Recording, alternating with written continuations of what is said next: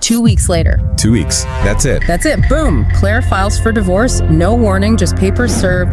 Lawyer demanding half of everything he supposedly owned. Wow. The speed is shocking. And the shock just gets worse. His legal team goes to pull the prenup, the defense against this exact scenario. Oh. And the paper was blank, clean, pristine even. Every signature, every single term, all the protective clauses, gone. Vanished. The source says it was as if it had never been written.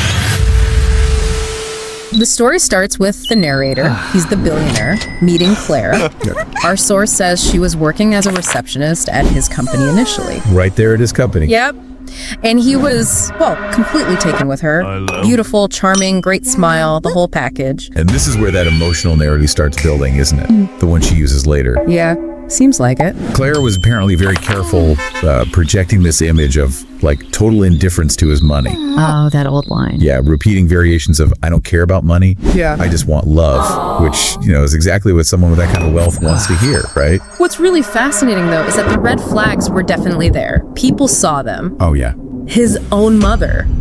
The source specifically notes she warned him, said Claire seemed too interested in the lifestyle. Okay. Not him, but the stuff. Exactly. The car, the fancy resorts, you know, the places he took her. That's a key detail. The things his money bought. But he, being in love, just brushed it off. Completely dismissed it. Which, you know, probably gave Claire the emotional leverage she needed down the line for this whole contract fraud plan. Makes sense. It set the stage. So the relationship moves forward towards marriage. His lawyers do the standard thing. They draft a prenuptial agreement. Sensible precaution. Just a document to protect the assets he had before they got married. Pretty standard for his situation. But let me guess, she didn't see it that way. Not at all. The moment he brought it up, presented the document, that charming facade just crumbled instantly. Wow. Okay, so the source describes what a big reaction. Oh, yeah. Dramatic shift. Smile gone. She immediately went on the attack, using emotion as a weapon. How so? Called him cold, accused him of turning their love into a business deal, a contract, probably playing on his guilt about ignoring his mom's warnings earlier. That's quite the tactic. Leverage the pre-existing guilt. He tried the logical approach, you know. If you're really with me for love, this piece of paper shouldn't change a thing. Which sounds reasonable, but... So after apparently some intense back and forth, she finally, dramatically agreed to sign. Making him feel guilty for even asking. Exactly. Sealed the deal, made him feel like the bad guy for doubting her intentions. And this signing moment, he noted, crucially, she brought her own pen. Her own pen? Why? Well, her excuse was that his pen, the one provided, had run out of ink.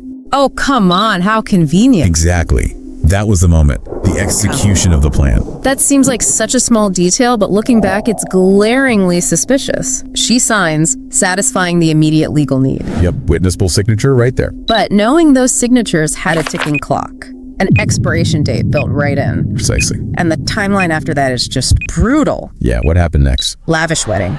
Then just 2 weeks later. 2 weeks. That's it. That's it. Boom. Claire files for divorce. No warning, just papers served. Lawyer demanding half of everything he supposedly owned. Wow. The speed is shocking. And the shock just gets worse. His legal team goes to pull the prenup, the defense against this exact scenario. Oh. And the paper was blank, clean, pristine even. Every signature, every single term, all the protective clauses, gone. Chilling. So let's talk about the ink itself. This wasn't just like kid stuff, lemon juice or something. But this was sophisticated. What's really fascinating here is the calculation, the specific type of ink used. It wasn't simple disappearing ink that vanishes right away.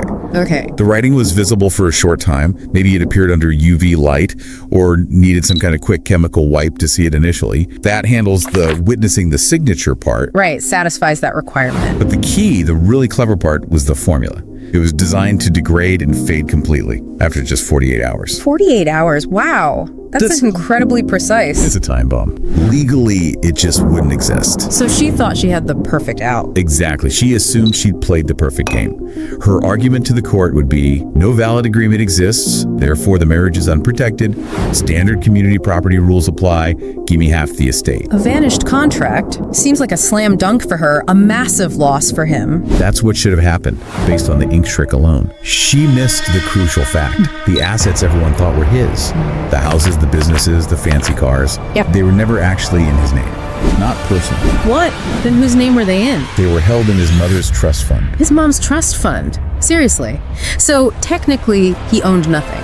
Or very little, personally. That's the absolute critical level distinction here. Okay, explain that. The source is clear. This wasn't some flimsy, revocable trust he set up the week before the wedding just to avoid this. Right, because that would look suspicious. Highly suspicious. No, this was a long-established structure, likely an irrevocable trust set up years ago by his mother, the grantor. The billionaire himself was merely a beneficiary. A beneficiary, not the owner. Meaning he got to enjoy the benefits, use the assets, live the lifestyle, but he didn't hold legal title. The trust owned them. So when Claire's lawyers sued him for half of his assets... They were suing the wrong entity, essentially. Yeah. They sued an individual who, legally speaking, on paper, had very few significant marital assets to divide. Because the real wealth belonged to a completely separate legal person, the trust. Precisely. The trust acts like a firewall because the assets are owned by the trust, and importantly, that trust was created by his mother long before this marriage ever happened. They fall outside the marital estate. They weren't acquired during the marriage by... Yeah, exactly. The court couldn't just award Claire half of the trust's assets because her husband, the person she was suing, wasn't the legal owner. Wow, that is a monumental failure of due diligence on her part. And it got worse for her. How? Because of the reason her claim existed in the first place, the fraud. She initiated the divorce based on a document she knew she had deliberately corrupted with that ink. Right, the court saw that. The court viewed her entire claim as being made in bad faith. She filed under what the court determined were false pretenses. The court basically said, Claire, you destroyed the prenup on purpose. You knew your claim for half the assets was based on that deception. So pursuing the claim itself was fraudulent. That's how the court saw it. Her actions tainted the whole process. So instead of walking away with potentially hundreds of millions... She was ordered to pay the billionaire's legal bill. Right. The source quantifies it at over $300,000. $300,000. She paid a fortune for the privilege of trying and failing to defraud him. A truly brutal financial lesson. Not just empty-handed, but actually in debt because of her own scheme. And the fallout didn't stop there, did it? It spilled over socially. Predictably, yes. Claire tried to manage the narrative, right?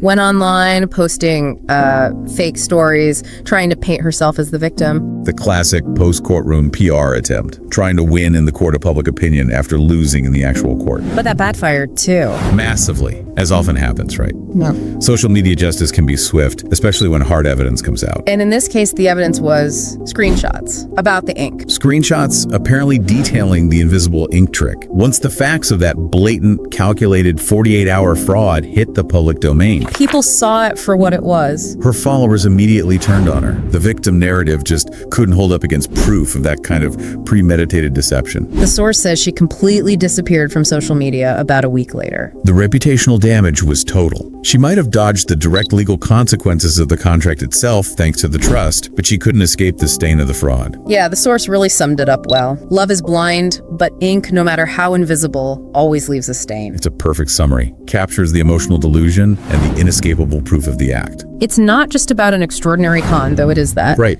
It's also about how these really robust, well-established legal structures, like that trust fund, can function as the ultimate firewall. They can stand up even against incredibly high-stakes creative deception. Impervious in this case. It definitely drives home a critical takeaway for you, the listener. Understanding who actually owns assets, the difference between being a beneficiary like him and a legal owner, like the trust is absolutely crucial. It matters immensely. Especially when you think you have a contract signed right in front of you, designed to protect your future. And that brings us right back to that chilling detail. The 48-hour fade time of the ink. Yeah. Given how audacious that scheme was and how quickly the actual evidence literally vanished into thin air, what does that specific detail tell you about the level of legal due diligence needed immediately after signing any major document?